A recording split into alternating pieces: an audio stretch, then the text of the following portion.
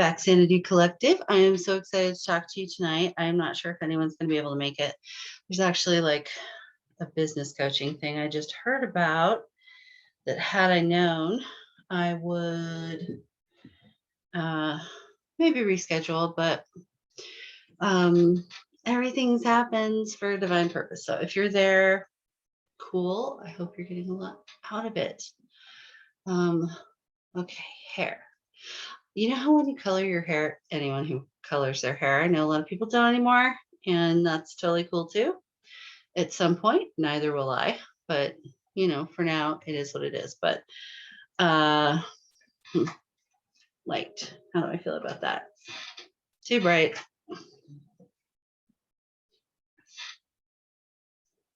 Pretty much as just right as it gets with glasses. So you know how your hair is like really slick and, you know, doesn't want to do anything and is all staticky in the winter right after you color it. So my hair is all party. There we go.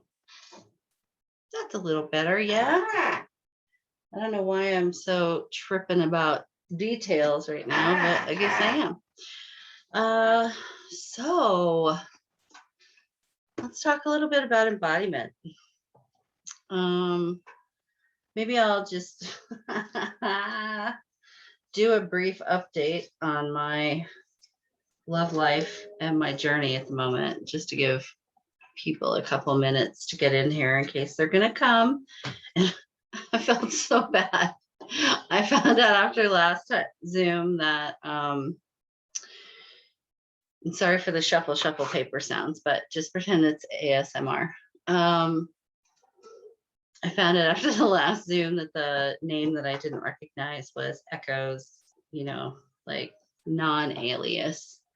And I felt really bad. Even if nobody shows up, I will probably pull some pure magic cards with the Raven because holy moly, majorly cool experience today with birds and a podcast guest and everything. That was pretty cool. Let's see. Oh yeah, my love life. See how well I disassociate? So I honestly don't know what possessed me, other than spirit. Like, it's not like I was sitting there lonely or bored or any of those. But something inspired me to be like, you know, I've been crapping all over the Facebook dating thing, but maybe it isn't bad. And maybe it would be interesting just to see what sort of men folk are in my area. Because let me tell you, even earlier this year, it was slim pickings, but a lot of people have moved. And I'm not talking about, you know, looks or any of that kind of stuff. I'm talking more about politics, philosophy, willingness to be vaccinated and date a girl in a bubble. I know I'm like 52 and I still call myself a girl, but I'm in touch with all those parts of myself. So when I talk about the whole dating thing, I really feel like a girl, especially being, you know, so fresh on the street after a long time of marriage. And then before that, there really wasn't internet. But anyway, I am again talking around the subject. Welcome to my brain dysfunction. So I put up an ad profile, and it's actually pretty cool. I have been pleasantly shocked and surprised because they you can't screenshot anything. Like, the only place they can message you is in there unless you give them other contact information. Like, they can't even see you on Facebook. It's not connected that way unless you want to give them that access. So first of all, I was surprised like how many men started liking my photos and wanting to talk to me and matching with me because there were, they would, and I was, because you go through who's liked you. And I was like, huh, because in my profile, I was like, here's all the things you have to be if you're going to hang out with me, and you should know this. So net result of that was a lot of texting and messaging. And actually, like yesterday, I stopped looking at the app. Sorry, all the guys on the app, but I'll get through those messages eventually, I think. But there's already a bachelor number 1, 2, and 3, and this lady only has so much mental energy for that. But I've already learned a lot in the process. One of which is, I think for a little while, I need to practice ethical non-monogamy, which means letting everyone know that, no, you're not polyamorous, but you're going to date multiple people for a while until you figure out who is the best, long-term partner. And it's also feels really important, and this is the thing that's been coming to me, and it's been such an interesting energy experiment in my body, the dark void of my infinite inner being. Not that it's like, bad, just the void is dark, it's shadow, it's the opposite of the light, which emits, right? Makes sense if you think about it that way. So having more than one person in the mix, going out with several people, as long as they all know that and you're not being an asshole, is much better if you're like a recovering codependent. This isn't avoiding intimacy or avoiding, or like, being having the avoidant attachment style. It has more to do with me knowing that if I just like go through the list because I know me, also being a Taurus, we like to kind of make a decision and then stick with it for 5 or 20 years. So by not immediately choosing a single person and like dating them one at a time, it prevents me putting so much investment in getting, all enmeshed with somebody immediately and going straight to that, we're in love and going to spend the rest of our lives together and all that. So this phase of this ethical non-monogamy, might last a month, might last a year. I don't know. But so far, I got to tell you, Bachelor 1, 2, and 3 are pretty awesome. And they're also different. They're all different kind of people that, and, none of them are like, woke like we are. They haven't been through a full awakening yet, but they're all open to the idea that I am this goddess person who, talks to animals and reads cards. Like, I just put it right out there. As a matter of fact, I'm going to show you or read it to you. I can't, I can paste it, but like, I can't show it to you right now, but I want to show you or read it to you because I know some of you are single. And even if you're not, oh God, what am I gonna do with all of you? So I swear this is not a brag. Like, I don't even know what's going on. This has only happened to me one other time in my life. Anyway, so this is what I said on my profile besides, my age, my first name, and my location. And I said entertainer at self-employed. I bet half of the guys who look at it probably think I'm a hooker. Okay, I know it's sex worker, but hooker sounds more comedic. I'm an eclectic, eccentric, loving, patient, kind, fiery, passionate earth mother, love goddess, intellectual, metaphysical, musical, mystical oasis of joy in a crazy world. I'm pro everything and anti nothing with hippie roots. It's always 420. My kids are grown. I love my business I've created. I would love to enhance each other's lives with a youthful partner that is open-minded and accepting, believes in science as well as hippie stuff, and likes conversation. like, it is shocking how many great men. So I have a date Thursday. I think what I'm going to do is I'm going to start a oh God, what's the word I'm looking for? Sort of like an audio diary, a diction podcast about my goofy ass dating adventures, so I don't torture you guys with it. And if you actually really want to hear it, you can go there and do it. And uh, since I seem to be the lesson or cautionary tale person for a lot of people, uh, I only did this Saturday night and it's like Monday night, but I've had a few women already be like, how is it work? What are you doing? You know, single women. Uh, so maybe that's part of it. And then the other thing that I thought about it is maybe I'm activating the divine masculine by being out there in this way. That is sort of falling out of my mouth right here, right now, live. Yeah. So let me just check my text. It's probably from my stable of manhos. That needs to go in a pillow too.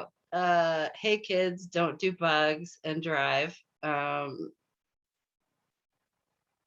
many bullshits, or today had too many bullshits. And my stable of manhos. Okay. So embodiment. Saturday, I will be doing the pleasure and sensuality workshop, and I am going to open that up to the public for a small fee. We're going to talk more in depth than I did last time, no pun intended, about, pleasure, sensuality, how that helps you remember why you wanted to come be a human, what's pleasurable and enriching and joyful about it, how to manage any physical or mental or emotional sexual incompatibilities with a partner or dysfunction in general you may be experiencing. And let's see what else. Sex magic. Ways that, maybe you can make it more of an event for yourself if you're by yourself, and explore that, because the dolphins, as I've been mentioning, keep like swimming by in meditations, being like, get busy. There's another pillow. I'm gonna have so much merch someday when I have the time for that. If anyone wants to get me a present, oh my God, get me a large hoodie with dolphins and a speech bubble saying, hey, get busy. Okay. I'm silly giddy. Such a relief, kind of getting out of that portal and then having the sun and the Schumann be relatively calm, getting a little pause from all that. There was a small flare today, not very significant, but we are experiencing the coronal mass holes. You're such a mass hole. There's another merch idea. Oh my God. This is how my brain has been working since Colleen Money activated me. It's really funny. This is actually how my brain used to work before I had to do chemo. I started so many businesses when my kids were little that I could do from home. I even had a speed dating thing. You're a real masshole. I love that. Nobody will understand it except nerds. So that high-speed solar one, we're going to get a little geomagnetic activity. So if you see any birds that look lost, just send them some love and tell the leader to follow your dragon. so the embodiment, I mean, that's part of what pleasure and sensuality, and I'm not just talking about sex, there's food, drink, scent, like incense and oils and products you use on your body that you like the smell of. All of these things engage our senses. It's such an ironic thing that we spend so much time. Maybe I'll use this as a clip for my workshop, but it is an ironic thing that we spend so much time trying to discover our other senses. For years it was the sixth sense, and they just kept it at that. And then that's obviously expanded and specialized, as everything has in our world and in society. But um, we want all those other senses that we have when we're not here, which of course leads you to the path of awakening and getting to be a fully embodied light being in a human body. But we forget that the five senses that we get in the 3D and that we get because we are flesh, because we are in these bodies, are fucking awesome. And like, we came here for that. Take my Mintakan partner in Long Lost Love, right? On Mintaka, we don't sexually reproduce.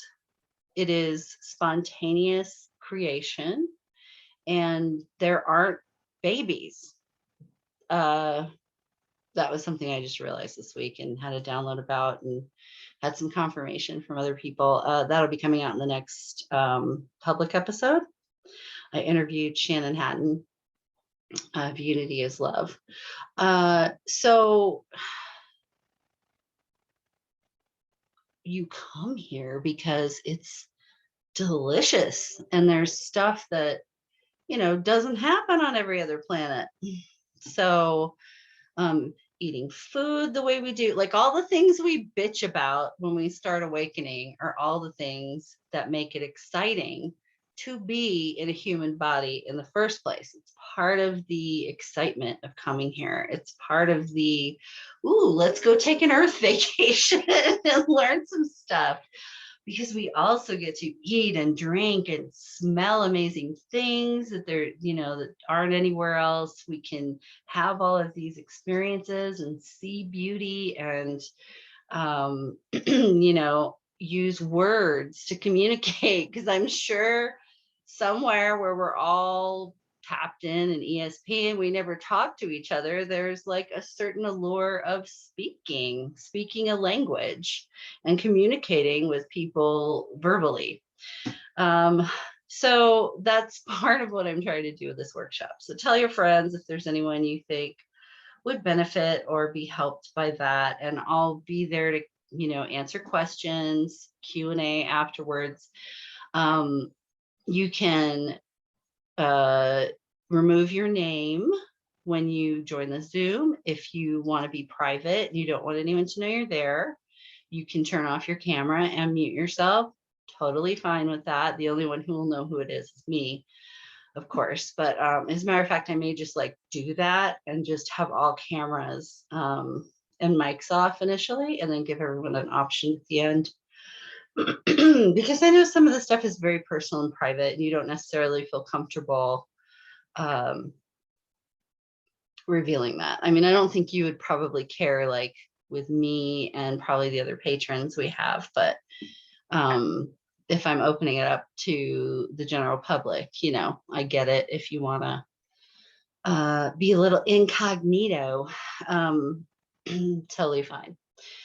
So yeah, so that's what I'm going to do. So I can answer some questions at the end. It'll help people maybe understand a little better why I am working with this consciousness anchoring now, because it can help you continue to enjoy being human as you go through awakening. And so the pleasure and sensuality is a huge part of that. Part of what I do as it's evolving is I'm using your earth senses when we're in that meditative state to kind of engage you with combining the two and knowing what that feels like to be fully embodied.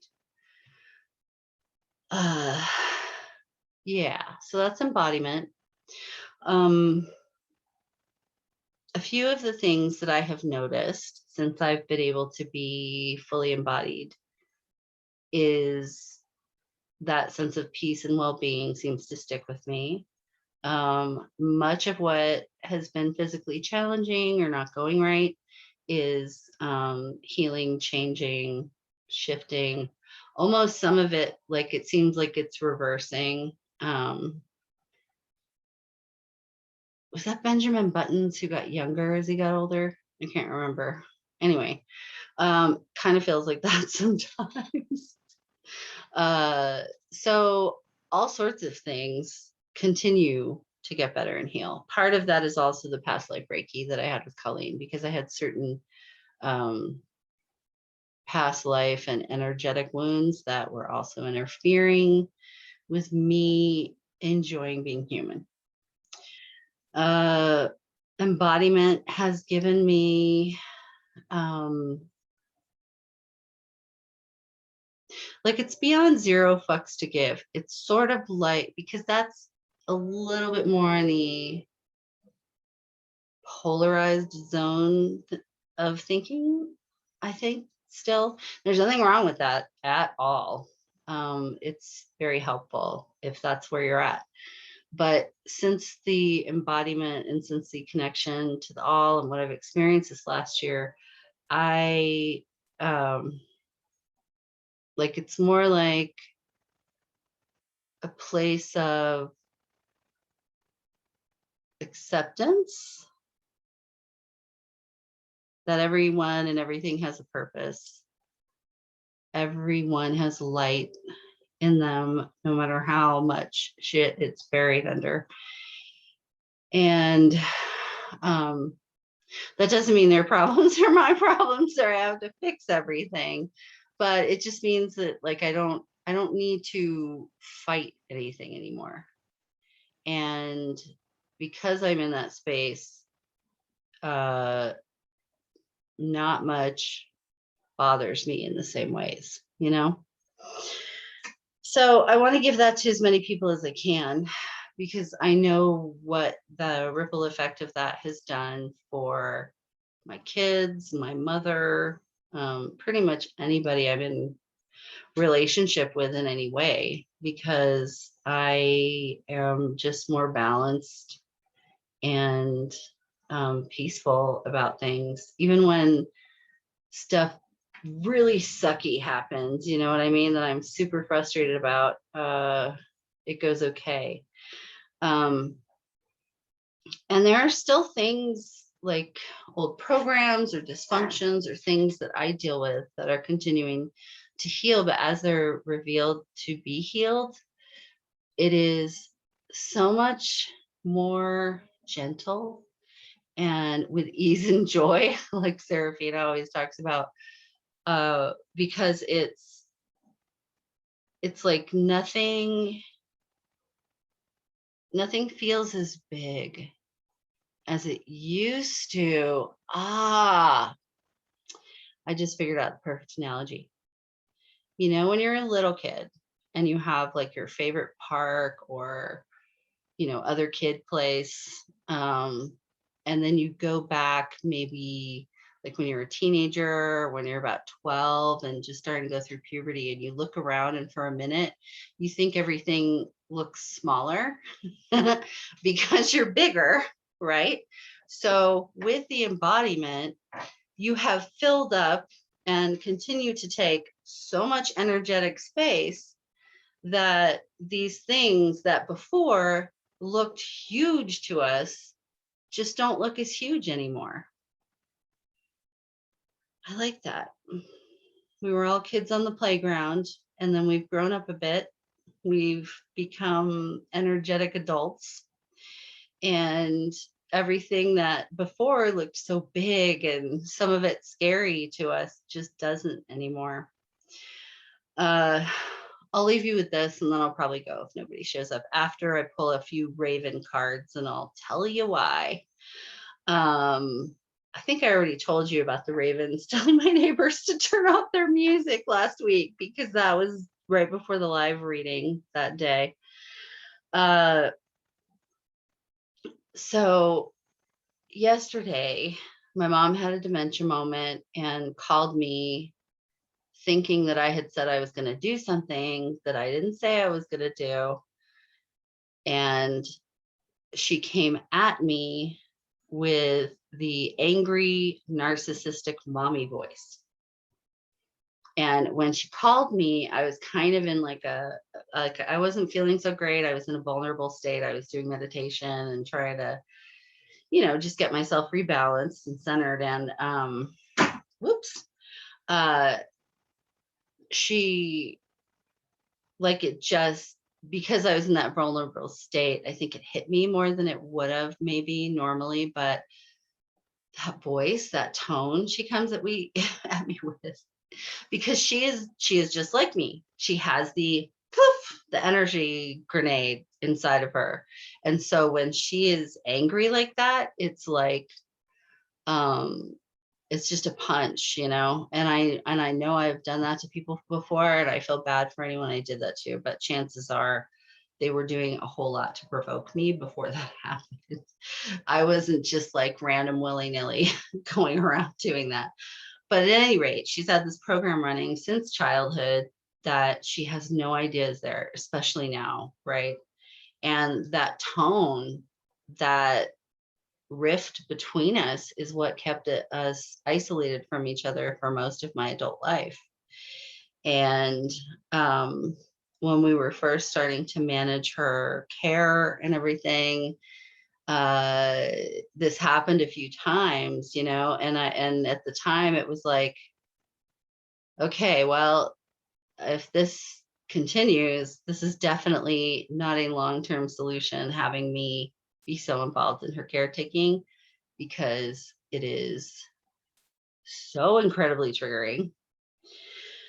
Uh, like, my kid even asked what was the matter with me, kind of, like, what, is something wrong, Mom? Because I look like a scared rabbit, like I used to as a child. And I it's just sort of like a cowering, a dampening of my energy. And then it turns on the perpetual sorry machine that I have worked so hard to dismantle, that apologizes for every effing thing that happens anywhere. And that's not energetically good for anybody.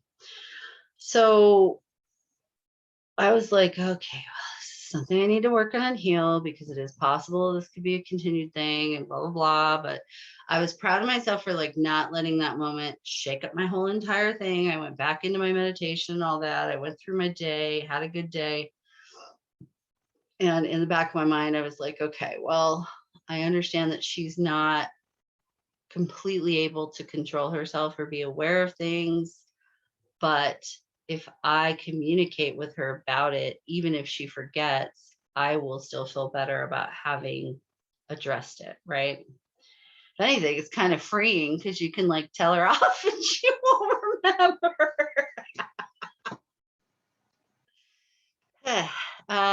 So I have such a dark sense of humor.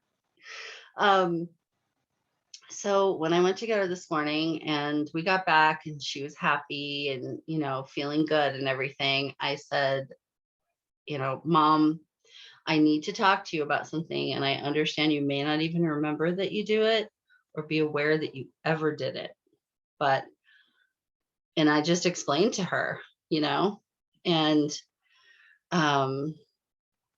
obviously she genuinely feels bad, because the mommy that was listening to me today is the one that thinks the sun rises and sets on me, and she is very grateful for everything I do for her, and she is just a sweet old lady, and wants to do anything she can for me. And the interesting part about that is that when I tell her about those sorts of things, it's almost like she's feeling that that existed for the first time because it was so unconscious, uh, such a break in her mental health that she was really never aware of it before the dementia. Like she was never fully aware that that was there, or that she talked to me that way, or that we had that kind of dynamic. And so it kind of like gives her an opportunity, even if she's not going to totally remember it, to heal from it. But what I have found is even though she truly is like not remember, because she didn't remember, but she believed me though, and that just being believed by her and having her tell me sorry, it's like if it does happen again, it's not going to have the same effect on me because we had that exchange. But I also think that there's a good chance it may be something that does go away. So I thought I would share that because I know we all have relationships with family that can be very difficult and very contentious, and it can be so hard to heal those old wounds. And I don't think I could have done this now without that full embodiment uh, and energy expansion and that continuous loop of energy from source and Gaia helping me not be a crazy bitch. There's a clip right there. You need source energy and Mother Gaia love. So you stop being a crazy bitch. Okay, I get it. We don't want to use that as branding. Fine, everybody. You don't have to scare the hell out of me. I'm not even sure what that was. That was weird. No idea. Well, that was fun and exciting. I'm birding Nag Champa, and whatever that is, you better be the highest good, or you can just move along now, please. Yeah, so embodiment, ravens. Oh, right. So I talked to Shannon today, and one of the things welcome to the noisiest fuck Gridwork 101 session. Shannon's the one who helped me save the flock of geese, and she's in Canada, where geese are prevalent. But she walks in this park with her dog every day. I've seen lots of videos because she's always taking little videos, and so I know that there aren't normally hundreds and hundreds of geese. So right like 30 minutes before she was going to get on with me, she was walking the dog through the park, and like 3.5 minutes of solid, just the sky filled. I think she's going to share it in AOD, but the sky just filled with geese overhead, all honking, and it sounded like a chorus with them all together that way. And it reminded me a lot of the sound that Earth makes, those planet sounds that I shared with you guys. It sounds a lot like the sound that Earth makes, which I found so interesting how all these things connect. But so she had that experience, did the long interview, talked about this and that. I told her my raven stories because I already told you about the one last week with the 8 ravens in the tree. And then this morning, when I was at my mom's house, usually there's 1 or 2 ravens who come say hi to me everywhere I go. At least that's how it's been for a while. And all of a sudden there's a whole bunch together, right? So I go to my mom's house and I'm picking her up, and I hear the ravens. I look up, I'm like, hey buddy, hi, thanks for letting me know, it's all good. And then another one flew over and I'm like, oh, you got a friend today, great. And then there were 6 more. There were 8 ravens again flying overhead of me, which not that odd, but they usually don't hang out in large number. The crows do, but not the ravens. And we don't have crows here. We only have ravens because of the altitude. So, so we do the interview, talk about that. We get off there and she goes to let her dog out. And I mean, there were so many crows in her yard, in the trees, flying around in the sky around her house. It was wild. It looked like the Alfred Hitchcock movie, The Birds, for real. Only they weren't, you know, harmful or anything. They were just all saying hello and really wild. I did see an article that talked about how some birds are changing their migratory patterns because of the solar cycle. And by solar cycle, I mean like everything included with that, including climate change, because unfortunately, most of climate change is the sun and not stuff that we've done. We've made it more difficult for sure, but this would have happened whether we were here or not. So a lot of birds are starting to go east and west instead of north to south, which also interesting when you think about the concept of poles flipping. I'm starting to do a little more research on that. I'm pretty certain that a pole flip is not going to mean a planet tilt change. You know what I mean? So not like some of the scary disaster things you hear. But anyway, since a literal murder of crows, and I can't remember what you call the ravens. I'll have to look that up. Maybe they're a murder also. But anyway, since we have all these ravens about, I thought I would pull just maybe 3 cards from the Pure Magic Oracle and see what we have today for that. And for the full moon eclipse, the eclipse, just so you know, the full moon is, and I'll probably put up a separate post about this anyway, but the full moon is actually, the eclipse starts Thursday night, and the full moon peaks, depending on where you live, between like midnight and 3, 4, 5 a.m. In my area, it's 2 a.m. So that's mountain time. It's really funny. I've talked to a bunch of people this week and almost everybody gets so confused by all the time zones. So if you do, don't feel bad about that. That's what I'm saying.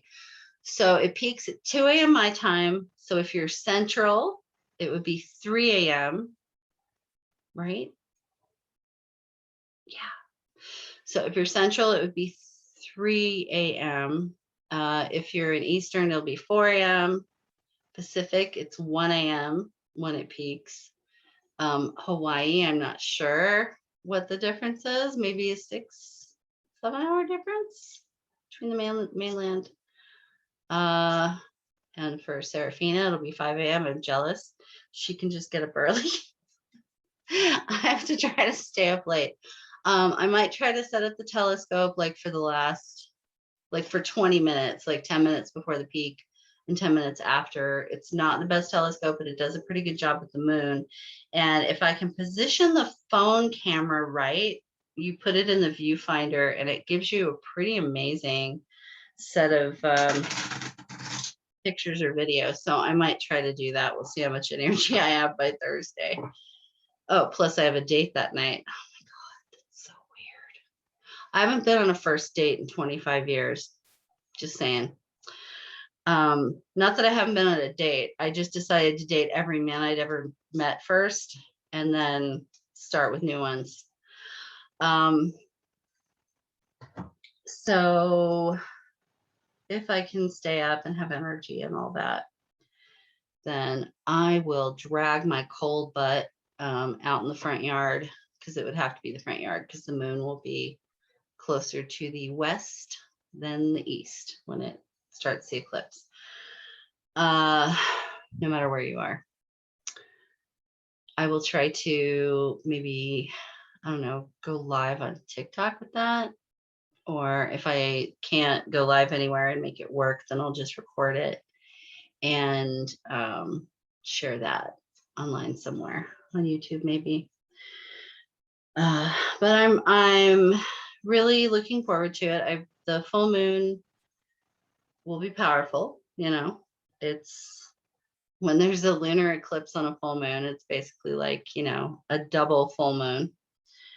I don't think it's perigee, thank goodness. That would be like a triple full moon. But keep in mind, you know, people may be a little thrown off their game somewhat. So let's see, we have, it's going to be so funny if I get the same 3 cards that I pulled yesterday.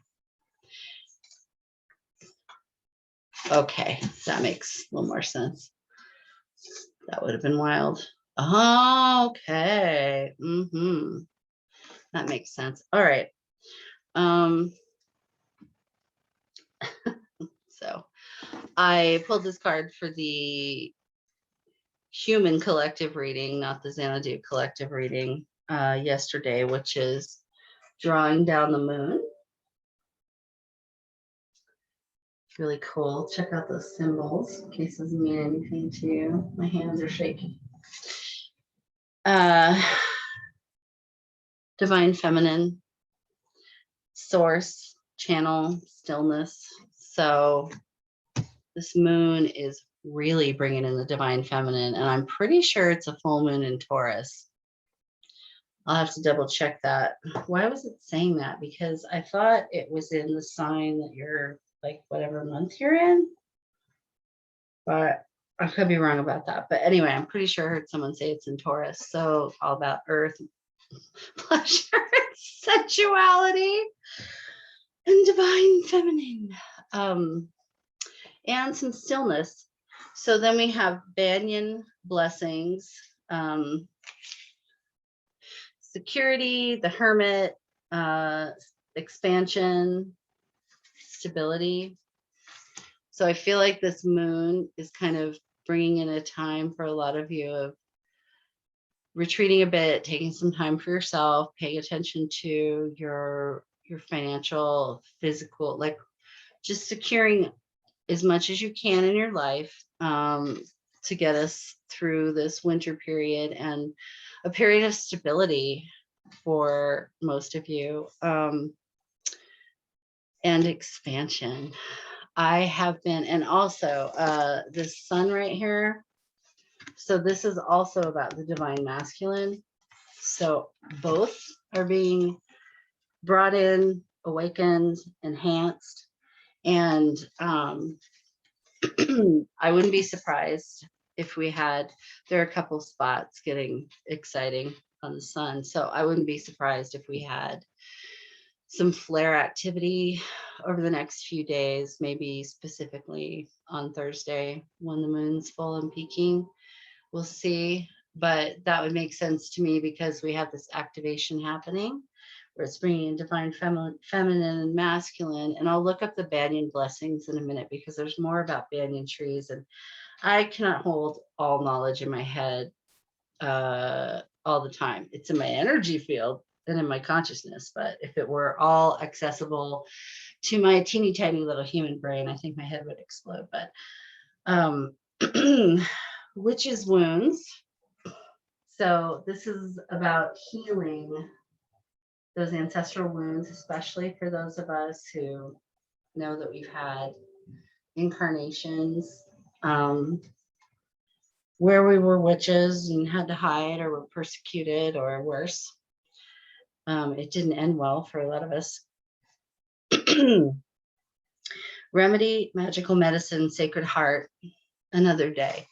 Kind of like live to fight another day. So this is a very healing and rebalancing time. Banyan blessings, card number 3, of course you are. And the moon card is an 11. So of course that is also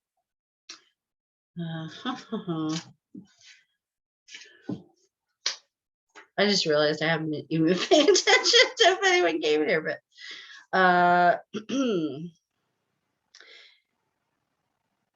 okay.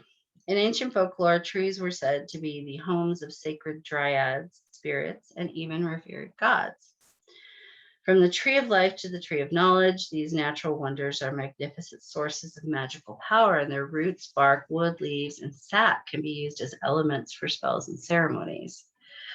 So maybe this is encouraging us to do whatever ceremony we're called to do with the full moon eclipse.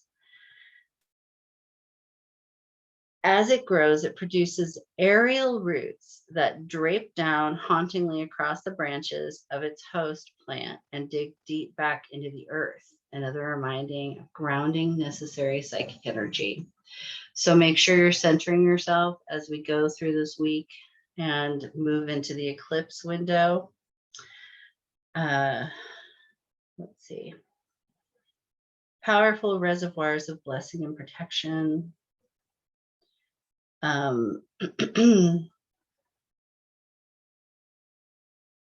Nervous system.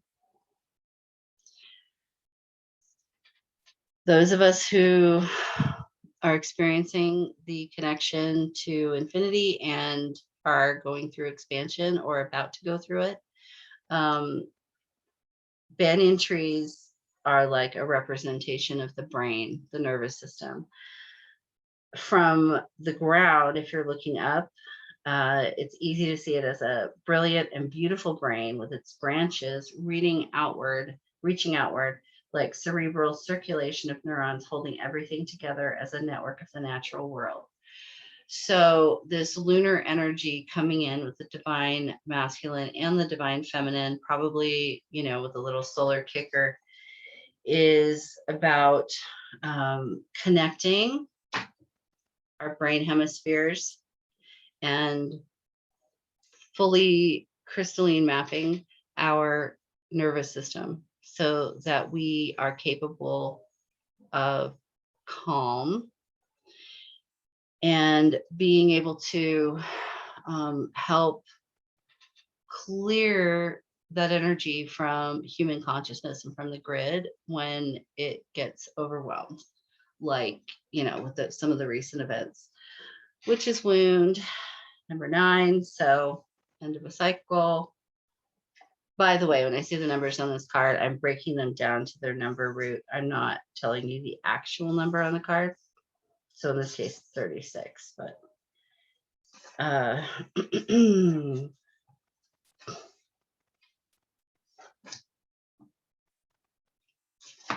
here we go. Cauldron, body, hearth, or bowl. We use various vessels to spin our magic and then drink the tonics, spells of love and delight. What remedy do you seek? You have all you need at the reach of your hand. Your heart is the wellspring to nature's abundance as you connect with love and grace.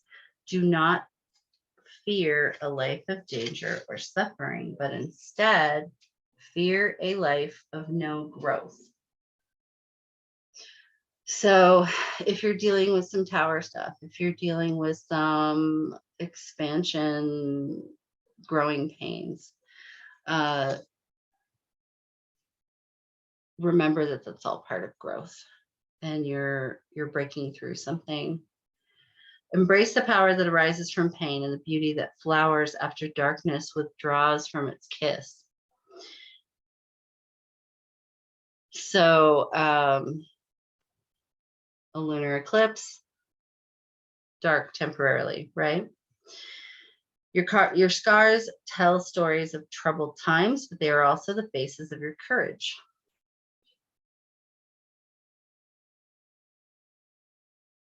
Sometimes we repeat our lessons so we can continue to master our heart. Do not abuse the mind or spirit or doubt that things will ever change. Whether you or another is learning deeply, be still and remember to be patient. So some of this may be being patient with those around you who maybe are just starting to go through this process or aren't even aware of it. You are the vessel of experience, and your heart is a cauldron of power and change. So come from a place of love as best and often as you can. Craft a psychic golden crown and place it atop your heart. You are worthy of redemption. You are worthy of healing and peace. Refrain from annoyance or anxious impatience. All things are carried out in nature's process. So, you know, this is about really having the patience to allow this process to come in, and having the patience with others around you as well. This eclipse window is going to be another exponential amount of awakening. And anybody who is doing work to help others, like, be ready to do as much work as you can. I mean, obviously not in an unhealthy way. Sorry, I was looking for the lid to this box. Do it with balance. Look out for yourself first. But just whatever you can do to kind of, you know, be ready to go whenever the wave hits of a lot of people who are going to need some help, guidance, and reassurance that they have not had a mental break, because the world is about to get a whole lot more magical, and other people are going to start noticing things like the ravens made the neighbors turn off their music, or the geese were lost and then I talked to them and they went the right direction.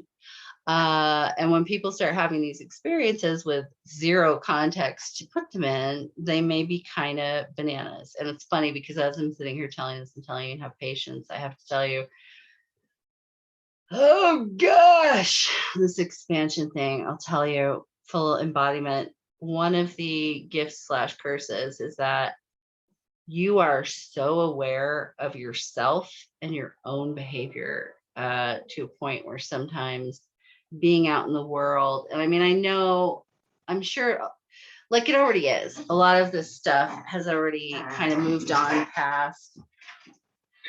I am going to get another chair that doesn't make obnoxious noises soon. I'm really excited about that. But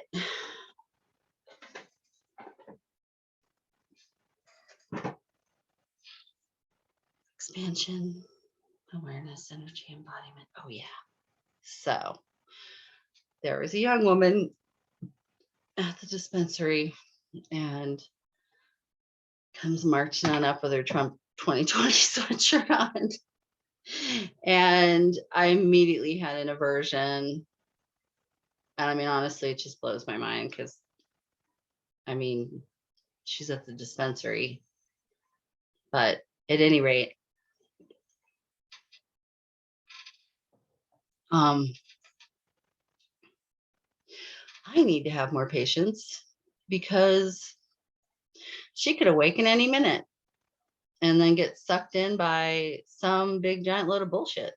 So I guess that's the takeaway, is watch for those opportunities to just be a beacon of light, and unconditional love for people, because that's what changes people, not aversion and repulsion and all the things that come so naturally to us as humans. There's one other thing I was going to say. Oh my gosh, what was it? Before I let you go and shut the heck up. Damn. Workshop, full moon, do a ceremony if you like. Consider making moon water. If we have a pretty good sized solar flare or a series of flares, hopefully we don't get a cannibal flare again. That doesn't sound like fun. Oh,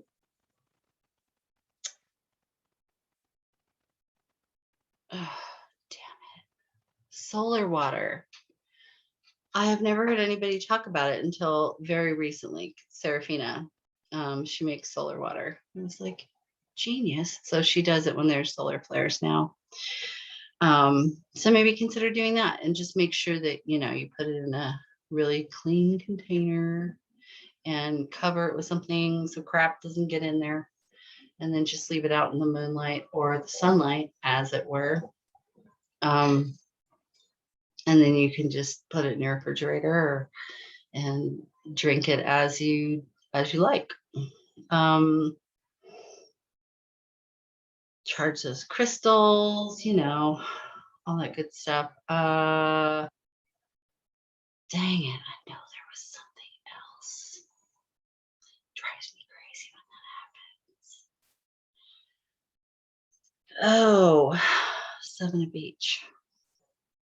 All right, well, I guess it doesn't need to be said, or my brain wouldn't be having a block right now. But no matter what you're going through, just keep remembering it is happening for you, not to you, and it's for your highest good. But I kind of have the feeling that most of you who will be hearing this, at least, are feeling in a pretty good place, except if not, maybe a little impatient about some things that you would like to work faster. So listen to the ravens. We need to chill, let them work their magic. Oh, also the 8 thing. We're pods on Mintaka.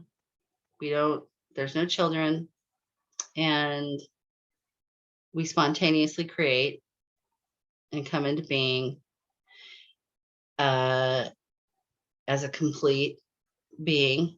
And there are 8 of us in pods, like whales and dolphins. We have pods. And so that is your family. So that like fulfills all of the